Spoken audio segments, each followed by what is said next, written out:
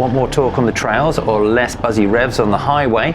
You don't need a new bike, you may just need to change your sprocket ratios. These lessons are applicable to all chain-driven bikes, but I'm going to show you what worked and why it worked on my KTM 690 Enduro R. Welcome back to FixRideExplore, and today we are talking about sprocket changes on your chain-driven motorcycle and how changing your sprockets can completely transform your ride.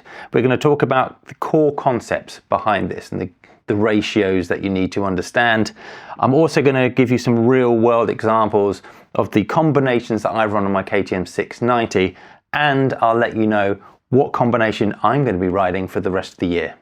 First, let's get some basics about how this works. I know there'll be people out there who know how it works, but humour me. You have an engine which spins the gearbox. Consider that a fixed unit. Diving into the engine to change the gear ratios and the gearbox is a big job, and most people won't ever do it. But what control you do have is what sprocket size you put on your output shaft and what sprocket you put on your rear wheel. The gearbox will spin your front sprocket. So if you're in first, it will spin the front sprocket round, and that front sprocket will drive the back wheel. And it will do that through all of your gears. A gear ratio is how many times the front sprocket has to spin to turn the back wheel once. So if I had a 15-tooth sprocket on the front and a 45-tooth sprocket on the back, that front sprocket would turn around 3 times to turn the rear wheel once. I'm going to put up on the screen now some different gear ratios relevant to the KTM 690. But this is why it's important to do some maths, because you can work things out for your bike that you have at home in the garage. So the stock KTM 690 comes with a 15 front and a 46 rear. That's a gear ratio of 3.07, and that's standard. I changed my bike for my ride in Spain last year to a 15 front and a 15 rear.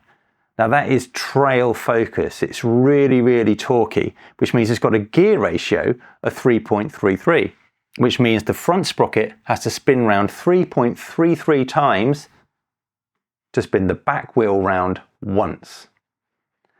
I think there's a happy medium to be had.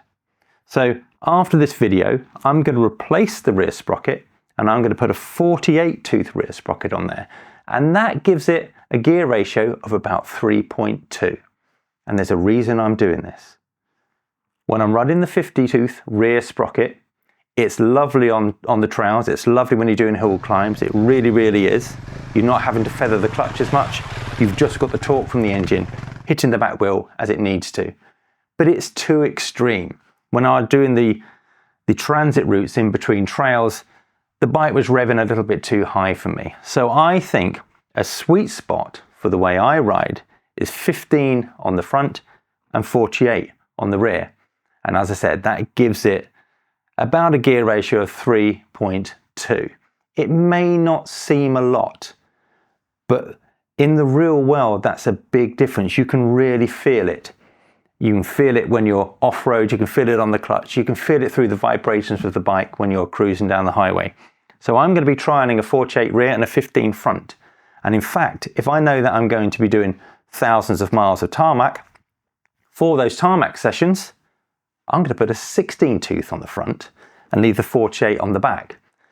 And that will give a gear ratio of about 3, which is better than stock for the road. Not great off-road, but it will mean that I can cruise along. Better fuel economy, and lower revs. So I think that's a good spot to hit. As I said, it's all about ratios. But a core lesson you need to take away here is a smaller front sprocket or a larger rear sprocket gives you more torque, but lower top speed. A larger front sprocket or a smaller rear sprocket gives you a higher speed, but there is a trade-off. If you go for a higher speed, you lose torque. If you go for torque, you lose speed. So you have to tune this to where you're going to be riding.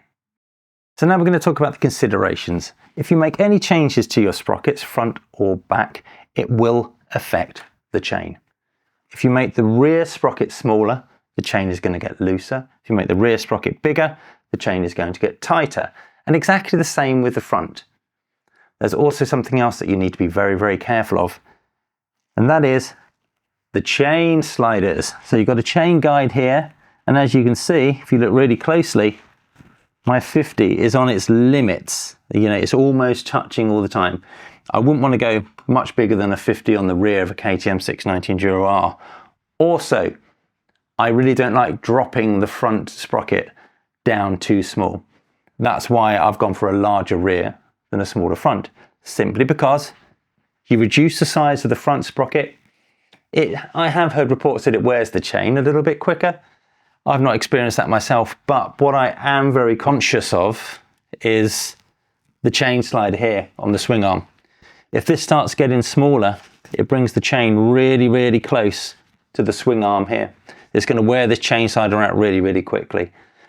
It will, we'll put a little bit more pressure on the chain, but that's by and by. Once you change any sprockets on your bike, you need to make sure that the chain is tensioned properly. You need to double check that the back wheel is in alignment, and then you should be good to go. So let's just do a quick recap. Dead simple. A higher gear ratio, more torque. A lower gear ratio, more speed.